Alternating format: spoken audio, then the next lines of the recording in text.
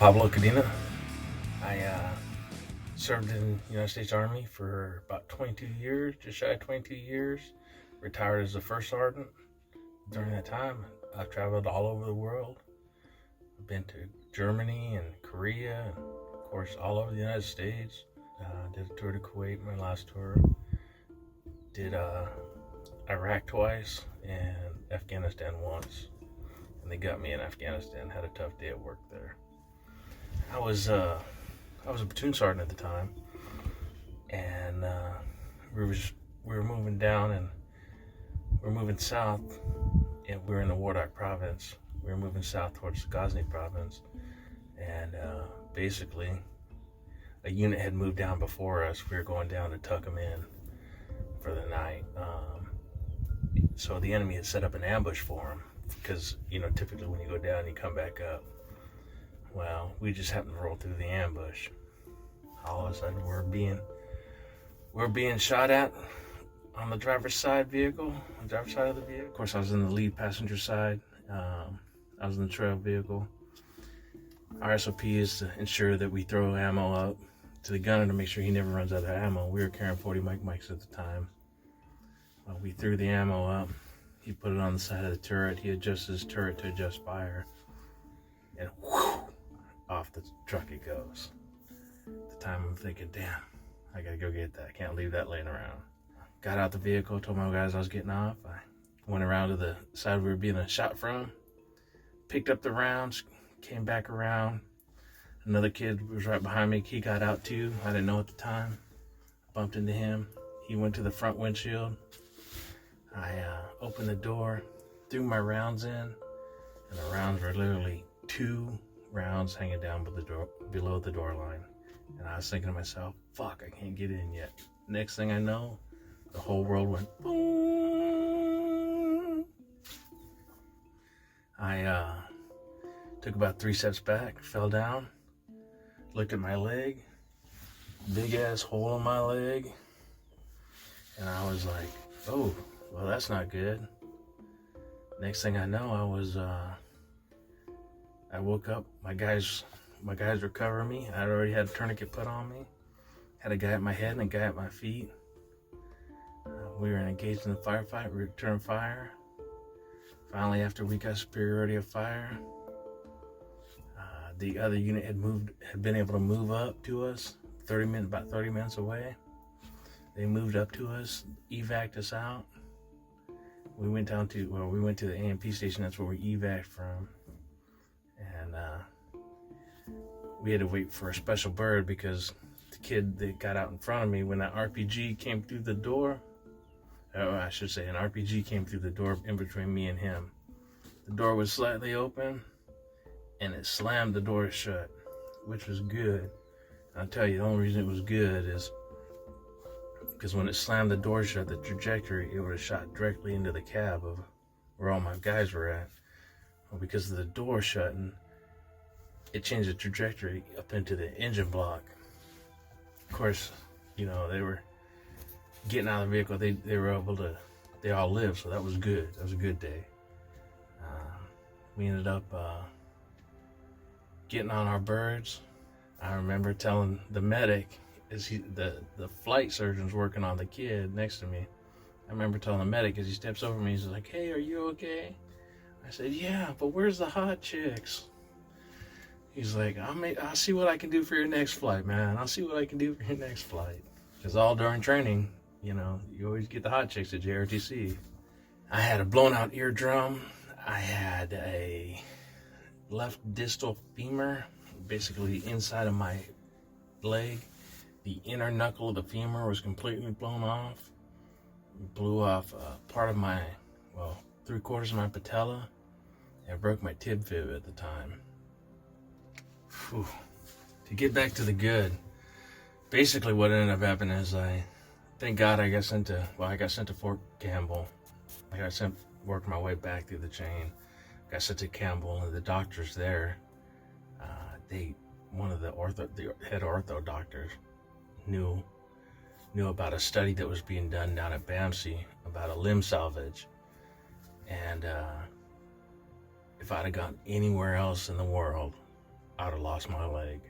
But because this doctor was doing this study, he was able to, basically, he special ordered me a femur. Took quite a few days, but he special ordered me a femur, and was able to, they went back in there, and with 12 bolts and an L plate, they put lots of screws, and basically they took my calf from down here, took my inside calf, made an incision, took my inside calf, tucked it up, and put it over, and that became the outside of my knee now. Took me probably by June. June's when I got injured, June 1st of 2008. By November, I'd pushed to get back to my unit. I went through a lot of rehab, a lot of self-doubt. Probably the hardest day that I can remember was the day I got discharged from the hospital. I was supposed to get discharged early in the morning. Well, I didn't get discharged at 5. Army bureaucracy, I'm sure. But they put me in my room, and it hit me. What the hell am I going to do with myself? I can barely get up and go to the bathroom. You know, I don't know what I'm going to do for just the basics. Is this the way the rest of my life is going to be? What the hell? And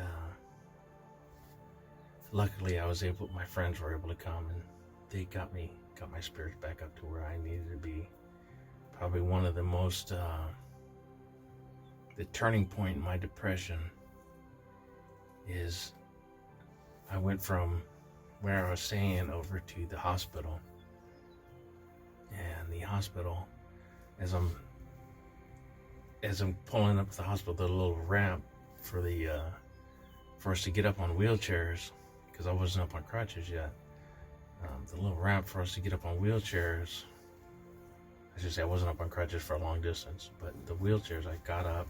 I'm struggling to get up. I'm super weak after being in the hospital for 2 months.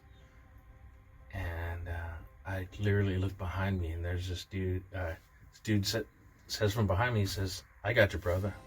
Push me up. I look back. This kid had no legs. He was not feeling sorry for himself at all. And at that time, I realized I don't have it that bad. I really don't. These guys, there's a lot worse off than I am. And it changed my life. I mean, it changed my outlook on things, and it drove me to push myself harder. And so I pushed myself up until November. And I was like, hey, I got to get back to my unit. I'm trying to figure out a way to, by that time, I'm up and walking around. I'm able to walk around. I'm able to do things more and more. When I get to my unit in November, and I'm thinking to myself, wow, they're never going to let me deploy if I can't pass a PT test. I was in the gym every day. Of course, I was in the gym every day at the hospital, but I was in the gym every day, working my leg, making it stronger. And November 1st, I went back to my unit. By December 1st, I was back to running 10-minute miles. And had to go back for a monthly check-in. I had to go back down to San Antonio from Fort Campbell to do a monthly check-in. I went back in, and the doc says, "Hey, how you doing?" I'm doing great. I'm ready to go back. He's like, "Are you running?" I'm like, no, I'm not running. That would be bad because you told me don't run. And I said, "I'm not running." He goes, "Don't worry about it. You want to run? That's no problem. You break that femur that I put in there, I'm going to cut your leg off." Talk about an eye-opener. That put me in my place. Definitely put me in my place. So I ended up having to stay in the rear. But I was able to receive my guys when they came off the plane. I was able to see my guys. And actually, that was good for me to be able to see them all come home. I ended up staying in for another 6 years after this. And at the time, I was the only guy I was number 4 or 5 of the test subject my doctor, I was about the only one that was there that had stayed in for 6 more years. I ended up getting promoted, and I did one more deployment. I was a signal first sergeant, and the sergeant major asked me if I wanted to go again, and I told him I would. Only stipulation is I had to go into Afghanistan because we sent units all over the place in the Middle East. And I went with them to go visit a unit in Afghanistan. Flew them all over there. Stayed for a few days, and I was actually able to, when I flew out, it was like a closing of a chapter because I was able to walk out on my own 2 feet of there. I felt for a long time like I'd let my guys down because I was, as a leader, it's your job to take so many men over. At the time I had 42, and I took them over there, but I felt incomplete because I wasn't able to bring them back.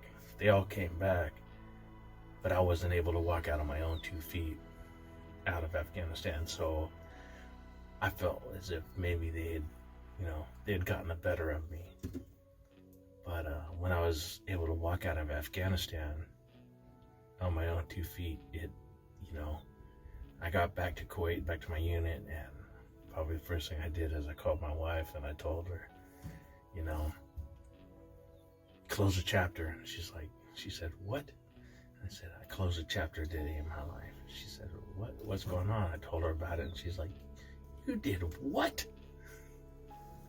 What the hell are you doing that for? I said, that's a personal thing. I had to do it.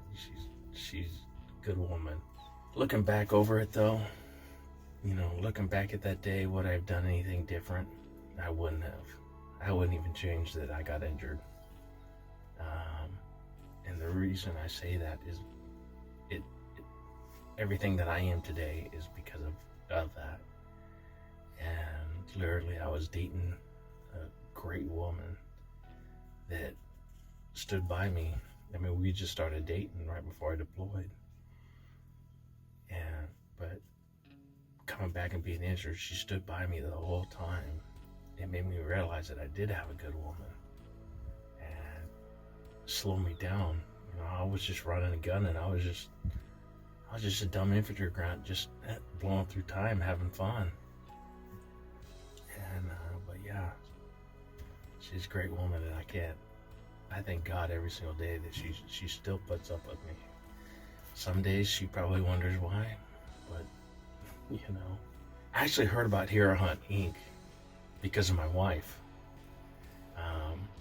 After being out of the military for 2.5, 3 years now, or coming up on 4, but 2.5, 3 years, she was like, you got to find something to fulfill the space. And I was like, yeah, okay. And I heard about these hero hunts and this and that, and I kept thinking to myself, I'm still whole. I still have 10 toes. Let's save that for somebody that needs it. And she's like, without her knowing, she put me on. She went on my Facebook and she liked your page. And next thing I know, Hero Hunt starts popping up. And I reached out to you, and man, let me tell you what, you were very receptive. Joe was very receptive. He gave me a call. We started talking a little bit, talked about everything that went through, and he's like, you sound like the kind of guy we're here for. And I was like, I don't know. My wife's like, get the hell out of my house. So I went on my first hunt, and ever since then I haven't looked back. I mean, I've been through some amazing hunts, couple deer hunts. I went on a duck hunt, was absolutely amazing, which now I'm addicted to. Thanks, Joe. My wife's pocketbook help. Thanks you too, Joe. And now I'm down here in South Texas. I was given this opportunity to come down here. My wife's like, go. I said, hey, I got this potential of going down to South Texas. She's like, bye, Felicia. I've been down here, and this has been a blast. Just driving down. To tell you a story, well, not a story to you, but to tell you a story, I drove down with Joe, and the radio was on when we left Nashville. By the time we got 1,200 miles down, we turned in for the night for San Antonio. We looked together. That radio station hasn't changed at all. We haven't used any of this stuff because we were just able to talk and be ourselves, and I got to know Joe, so amazing guy and what he does, him and his family. But yeah, I had a great time down here in South Texas and just shooting shit up. That's what, I'd say Hero Hunt impacted my life in the fact that it's kind of given me a purpose to get up, because even being out of the military, from retiring, you're like, what am I gonna do now? You don't have that camaraderie, you don't have that brotherhood that you do in the military.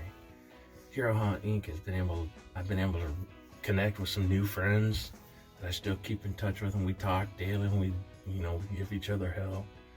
They may go on a hunt. If they don't shoot anything, I give them hell. If I go on a hunt and I don't get anything, they give me hell. It's that brotherhood, that it's a little bit outside of my circle, but it's not so outside of my circle that it's uncomfortable. It's just meeting new friends is all it's doing. Every single night you get together and you sit down and you talk, and I'm not gonna lie, I was that quiet guy when I first hunt. I just sit back and listen to the stories, and it probably took me to day. Now, the first hunt I stayed quiet the whole time. I talked to maybe one guy, and then the second hunt I was a little bit louder, a little more vocal. And I was able, I started talking to him, telling him about different things, what I was doing, and then, we talk about everything.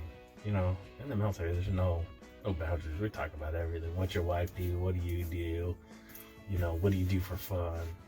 So I was able to come out of my shell a little bit, but just the opportunity of meeting the great guys that Joe has, and meeting the people that are there to support us, and you take a look back and you realize that not only is Joe out there doing it, Joe's got a guide for each of these people, and then there's cooks, and if you go hungry during any of Joe's hunts, it's your own damn fault.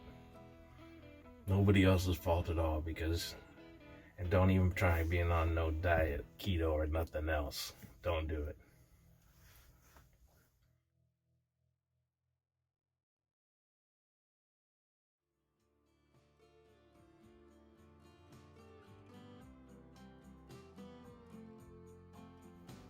Step out of that comfort zone, that shell that you have. Take that first step. The hardest thing of any journey is that first step.